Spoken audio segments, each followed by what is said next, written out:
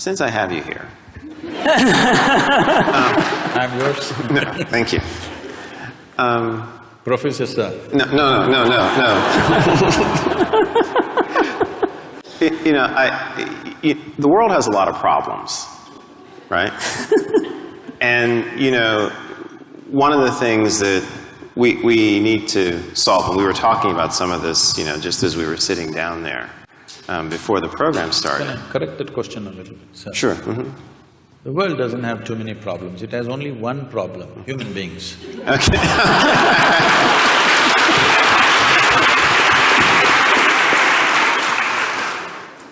So if we could focus on that one issue. All right. What do we do? How do we use, like, you know, the insights, the understanding, the enlightenment that you have to go after some of these issues? Because they're very real and they threaten us. See, by every definition that we have made, we have defined ourselves as the most intelligent creatures on the planet. These are all our definitions. I don't know if the insects agree with us. But by our own definitions, we are the most intelligent of the species. So our understanding is right now, whoever dominates must be most intelligent. So for which we are paying a lot of price. Whoever is right now in domination, he is the most intelligent. If you go by that, we are the most intelligent. Maybe we are the most intellectual, yes, of all the creatures. But we are not the most intelligent, because we don't even know what to eat after these millions of years. Hello? Even now research is going on, what is the best thing to eat? If you put something in front of your dog, one sniff, he knows whether to eat or not to eat.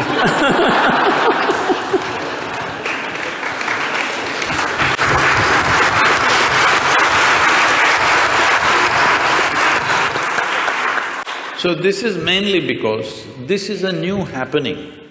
This cerebral activity is a new happening. We're a bit too excited. Just like, you know, people are all engaged with their smartphones all the time. They're walking like this everywhere.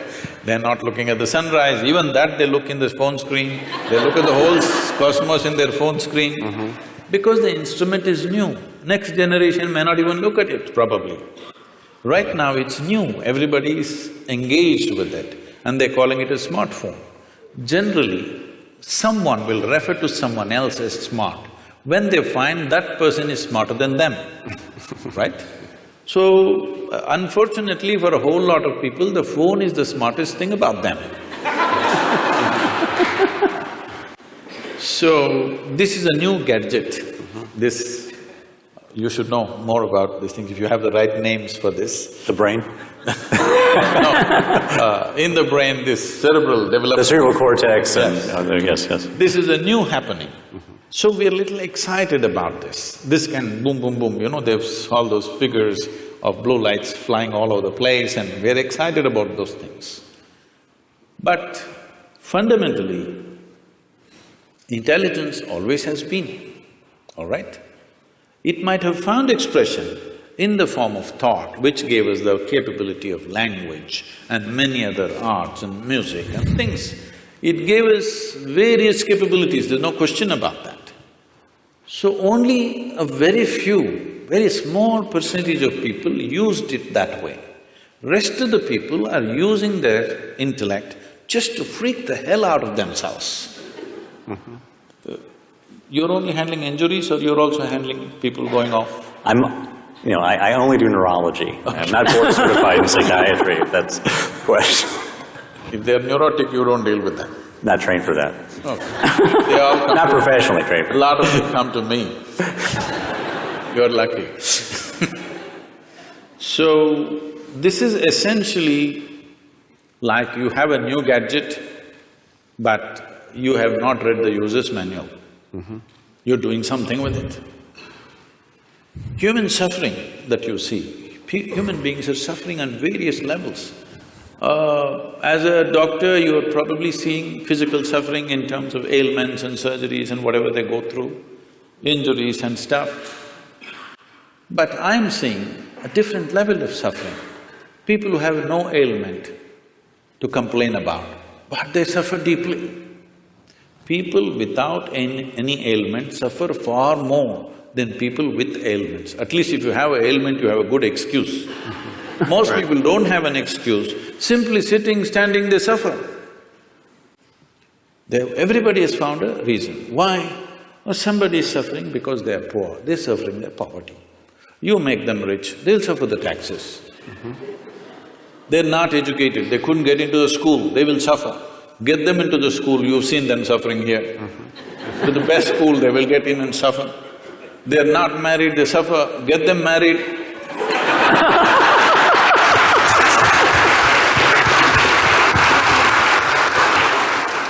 So they are not suffering their life. This is something that needs to be understood.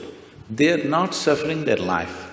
If you ask them what they're suffering, they're capable of suffering what happened 10 years ago. Yes or no?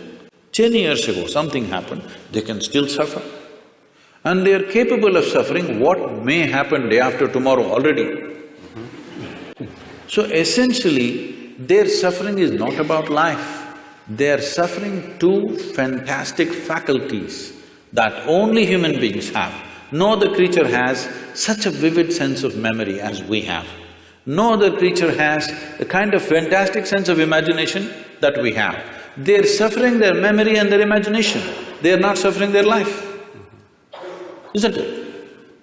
They're only suffering their memory and their imagination. If you take away a part of their brain, you definitely know which part it is. If you take out some part of their brain, whatever that part, they will all sit very peacefully, maybe even happy, I don't know. Because I find, I just met a lady a few months ago. I was in Mysore, my hometown. I just went to visit someone, and I was just entering a building, a very small built old lady, maybe she's over 75. She came smiling at me so sweetly and just asked me, "How are you?" I said, "Ma'am, I'm well. How are you?" And then I went up, I never forget faces, but this is not a face that I know. Then I went up and after half an hour I came down, again she came to me with a very sweet smile and she said, "How are you?" I thought, okay, and then I said, "Okay, I'm doing well, how are you doing?" Then somebody came and said, "Poor lady, she's just lost her memory." But I said, "It seems to have done wonders to her." She's just so exuberant and joyful. So, a whole lot of people, when they lose their faculties, they become better. This is the unfortunate nature of our existence, that our capabilities have become our problems. If our incapability is our problem, that is understandable. But when our capabilities become our problem, we are heading for a disaster. Yes or no? This is a tremendous capability.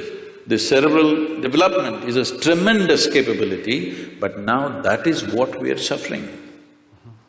Our fantastic sense of memory and imagination, we are suffering this. And no wonder so many people are losing their memory, because many times in their lives, consciously, unconsciously, they're wishing they could forget something. And they will forget one day. When they forget, suddenly it becomes an ailment. But they were always wishing for it. Every day, a whole lot of human beings are continuously wishing and praying, "I wish I can forget this." But when they forget it, then they become a case. So, this dimension of what we are looking at is not about forgetting, it is not about reducing your thing. See, every day people are taking their own anesthesia. They call it whiskey, they call it wine, they call it their own thing. They kind of, just dull your memory, dull your imagination, simply sit there. It feels peaceful. Next day morning again, everything is back anyway, unless you have a hangover. But people have found their own ways of anesthesia. For sure. And People are using many things, of course, more advanced developments have happened in that level of anesthesia also in recent times. Right. So, essentially, whether you pray, I want to forget all these things and live happily, or you drank a glass of wine, or you doped yourself, or you're on LSD, or you put them on anesthesia, essentially they're all moving in the same direction. You're doing it for a specific purpose for a limited period of time, but they're trying to do it to their life. And one day, when they lose their memory, in a way, unfortunately, they've succeeded their intent. This is a misfortune. Because people are driving themselves towards that. People are trying to think, I mean, today in the world, people think there is something called as sanity and insanity. There's no real line there. It's a line that you manage by yourself, with your own discipline and your own perception. Is there really a line called sanity and insanity? Tell me. Is there? See now, it's like this. What you think is normal, somebody else thinks is crazy. Is it not happening all the time?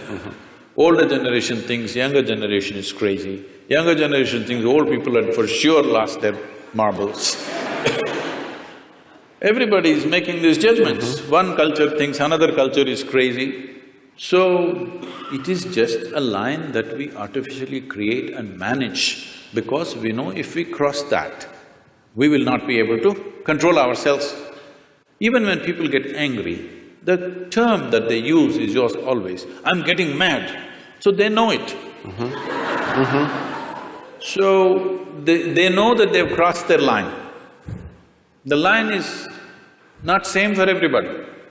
What is my line and what is somebody else's line is different places people have drawn their lines. Somebody thinks it's all right, once in a way, at least 3 times a day I shout at somebody, it's okay.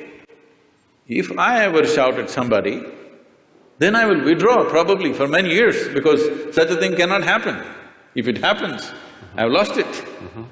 So what is your line, where is your line, is something that you have drawn. There is no existential line that this is sanity, this is insanity.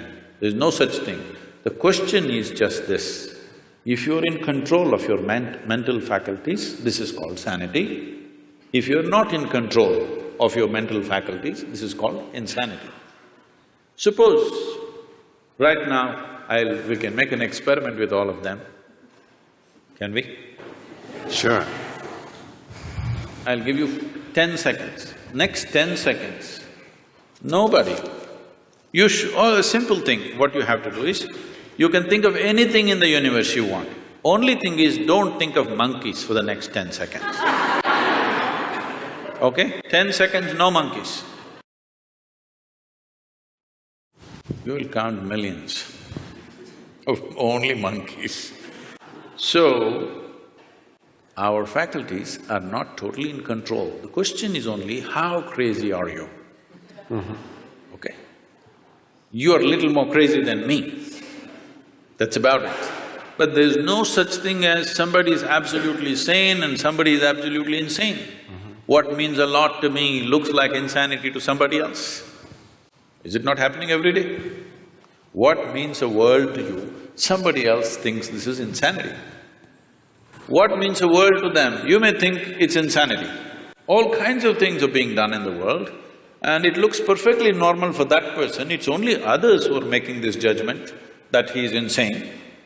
Only thing is, if what is out of control goes to a point where it causes active harm to himself or to people around him, then we are diagnosing him as totally insane. But there has to be some sort of agreement, and I'll just call it that, so that we can have a functional social structure, right? So, you're saying sanity is a social thing. I'm asking, I'm afraid to assert here. It is so. See, even in terms of sanity and insanity, what is crime and what is not, is a social thing, isn't it? Right. It's a very social thing. So when we're talking about social things keep on evolving from generation to generation, it keeps changing. What you thought was wrong has become right, what you thought was right has become wrong. In one generation it happens, isn't it? So social realities we don't have to debate because it's a flux that all of us create. It's generally called culture.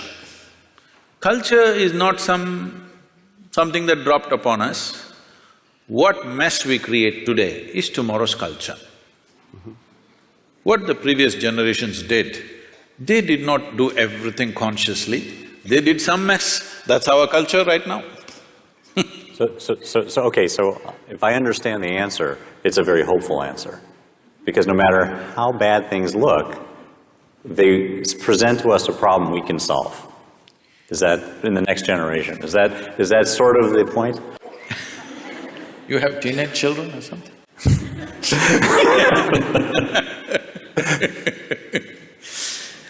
I'm not trying to define that. All I'm saying is do what you want, you cannot define this because as you said, it's a social process. Social process, today we are democratic countries, so it's decided by the majority as to what is right. What majority decides may not always be a perfect solution, but we have agreed that if the majority says this, we do that, right or wrong. Works or doesn't work, we do just that when the majority says that, at least with certain aspects of life. With certain other aspects, we have retained the authority in some kind of experts. Let's say in anesthesiology, if you say something, maybe that's the right thing. Let's say somebody has come up just today, he passed his medical exam and he's come, if he says, he will be put through 1,000 tests, but if you say it, people will accept it simply because of a certain record and a certain reputation and whatever, but it may not always work. Reputation and records may not always work, but we are looking at largely what works. So these are all social processes. Without going into that, when we talk about anesthesia, when we talk about disengagement, or when we talk about meditativeness, this word meditation in English language has to be cleared because we've been going through that. See, the English word meditation does not say anything specific. I know it's become a popular word, but it doesn't describe anything specific. If someone sits with their eyes closed, in English language we say they're meditating. See, with eyes closed there are many things to do. You can do japa, tapa, dharana, dhyana, samadhi, shunya, samyama. There are many things, or you might have just mastered the art of sleeping in vertical postures. It happens in the universities, in spiritual programs, in… people learn to sleep with their spine erect. So, meditation doesn't say anything specific. Somebody is focusing on something and they think they're meditating, somebody is uttering a mantra and they think they're meditating, somebody is thinking about something and they're saying they're meditating about something. Essentially, if we translate meditation as dhyana, which is what generally, at least in India, what people believe, when we say the word meditation, people expect that you are speaking about what is called as dhyan or dhyana or dhyanam, depending upon how far south you are. If you're up in the north, it is dhyan, if you come down, it becomes dhyana. If you come to Tamil Nadu, everything becomes dhyanam. So the same word went to China and became Chan, and somewhere else it became Zen. The same word, we're expecting when you say meditation, you're talking about dhyana. If that is so, what dhyana means is, if you sit here, there is a clear space between what is you and what is not you. In the sense, what is you and what you accumulated. Body you accumulated, content of the mind you accumulated. If there is a little separation between these two, if you can maintain that awareness, now we say you're in dhyana. So this is meditativeness. This is not something that you can ever do. If you create the right conditions, this will happen as a consequence. It is like flowers in a plant. If you go sit in your garden and do flower meditation, flowers are not going to come. If you want flowers, you need to handle the soil, manure, water, sunlight. If you do these right things, flowers will happen. Well, the soil doesn't look like a flower, manure doesn't smell like a flower, water or sunlight doesn't feel like a flower, but only if you do those things right, this will happen. If you're… right now, this whole thing has become convoluted because we have become such a goal-oriented society. That means we are interested in the consequence, we are not interested in the process. Right.